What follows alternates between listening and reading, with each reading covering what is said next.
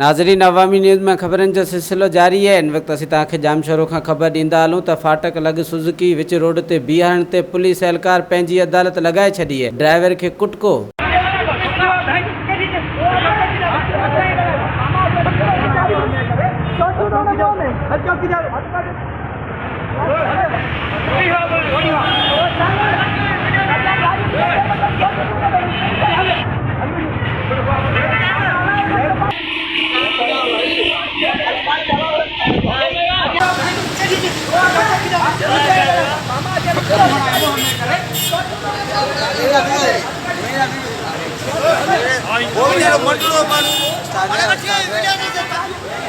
वधीक ख़बरनि ऐं तफ़सील जे लाइ विज़िट कयो असांजी वेबसाइट awamiNewsHD.com ऐं ॾिसंदा रहो अवामी न्यूज़ HD।